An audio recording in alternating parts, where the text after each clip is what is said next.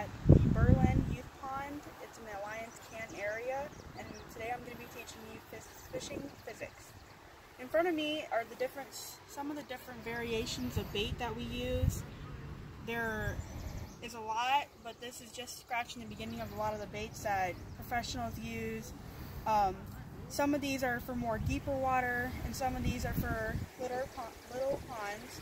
We like to fish at little ponds because it's a more condensed area for the fish to stay. And also, I would recommend staying at little ponds until you're ready to move on to a larger lake because it's harder to fish. But if you hit a certain swarm of fish, you'd have no problem catching them. So I'm going to go ahead and go through most of these baits. The first bait I'd like to show you are jigs. Jigs come in very different styles. There's the hair jig, which has a little bit of a hair on the end and fuzz near the neck. This has wiring. It kind of helps it bounces off the bottom so you don't get snags. These have like little spinners on them. This just adds kind of like a flashing attraction. Walleye, bass, all the above like jigs. These ones are more heavier. These we would use on Lake Erie and Canada because it's deeper water. These ones are kind of, as you can see, they have like a little curve in them, and actually these also help to make the movement kind of like going like this.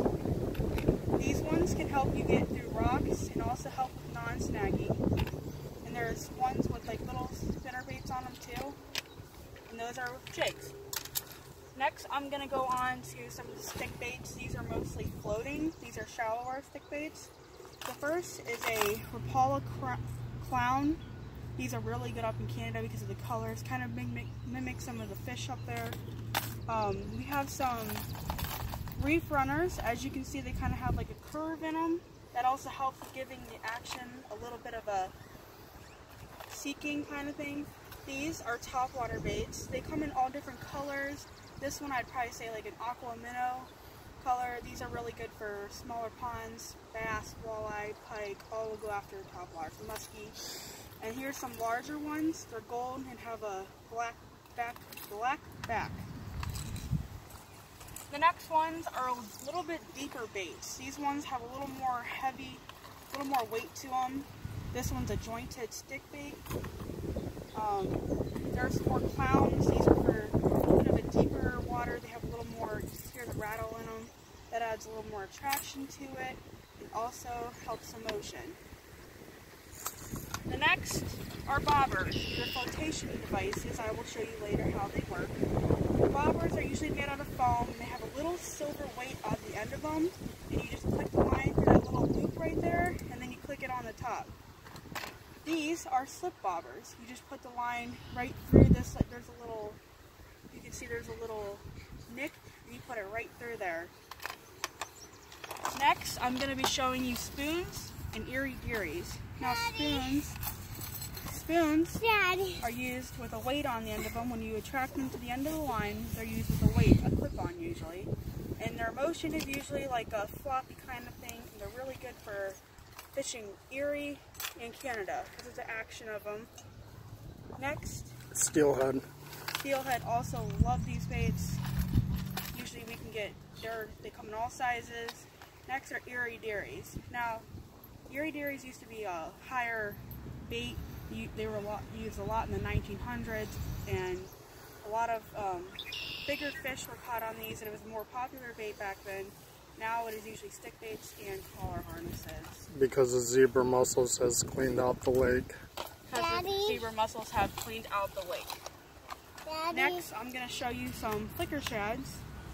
Now, these are called jointed flicker shads. They have a little, as you can see, kind of a joint in them, and that helps with the motion. It's kind of like going like this, and their tail's going the opposite way. These are some different colored clowns. They have the red and then the gold on top, and they've got sparkles in them. Next are some more colorful and newer flicker shads. These ones are fire tigers. Fire tiger is a very distinct color, very popular color, and usually they're really good for trolling like river edges and banks, and you can catch just about really anything on them. These are some different colors. It's got purple, orange, black on them. There's some that have like a clear color to them. And right there are some more flicker shads and a little more stick baits. Next, I'm going to go on to a new range of different baits, and they're called plastics.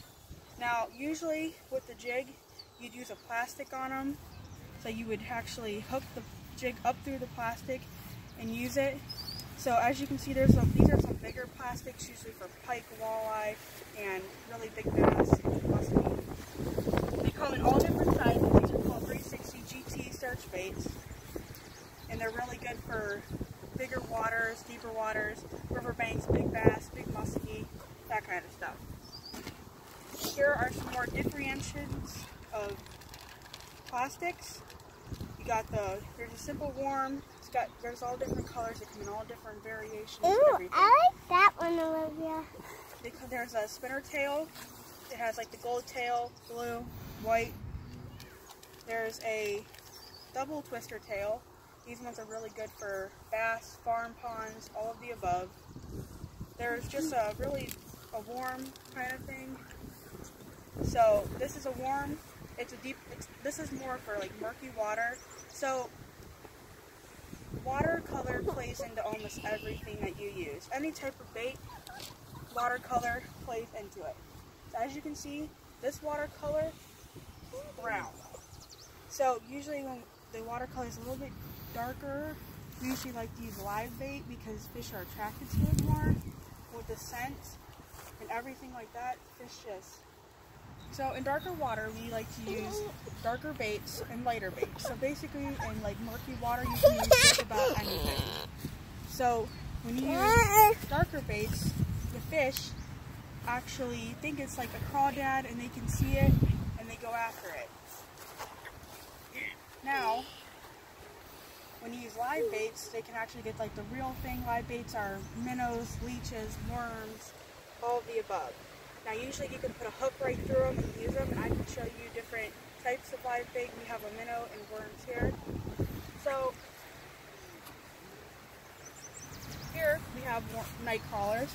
These are a medium sized, and as you can see, they're just worms, but they're called night crawlers because they're a little bigger than your normal red worms. As you can see, that one's really big. We usually just cut them into like little pieces because we're in a farm pond, so the fish are smaller, and you can't really use big baits. Next are minnows. Minnows, shiners, all the above. These are another type of variation of live bait. These things are small. They're not medium because last time I ordered them they were huge. So these are another variation of bait. Crappie really like these. Walleye, bass, any type of fish basically eat these, even big bluegill. Now I'm going to go on, I'm going to show you the different rods. This is a spinner rod. As you can see, you just click this up, you hold this line, click it up, and you cast it out. And you click it back down, and to reel, you just reel this. I will actually show you how to do it. Next is a bait cast. I'm not really skilled with these, so I really don't use them. You click this right here, and you have to spin it out, and you have to click it at the right time, or you'll get a bird's nest, which is all the line pulls up, and it's hard to untangle. I'm going to give you some different type of casts. This is the rod I'm using. I have braid on it, and then mono is a cleared color line that is actually better for smaller ponds. This braid is a bunch of different type of lines combined together, braided together. That's why they call it braid. And then I have a swivel.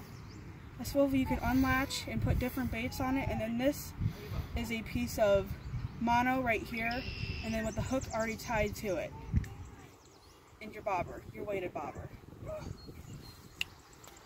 Yeah. So, right here, I put a little more worm on the hook. You only need a little bit because the fish they're smaller and they just suck the bait right in. So now I'm going to show you a couple different kinds of casts. So when you're casting a spinner rod, you want to go up and you want to hold this against the line And then you kind of want to have it in front so it's easier to grab, and you grab it. And then when you do an overhand cast, what you're going to do is you're just going to swing it over either shoulder and you're just going to let it go. It kind of makes a rainbow kind of effect. So usually when you're fishing, you would leave the bobber out there and you would wait for it to go under, signaling that there's a fish on it. That's why a lot of kids use it so it's easier so you don't get snagged easy. Next is a side cast. Now a side cast can go either way, so take a left here before it does that. You're going to bring it back all the way, I'll let it go. And then, same thing, you would go ahead once the bobber went down, it would signal there's a fish on, and you would reel it up. Now, when you set the hook on a fish, so let's say that you have a fish on and you know it's on, but it's kind of playing with the bobber and the bait, like right here, you're going to go ahead and you're just going to set the hook on it, which means you pull up the jerking motion real quick.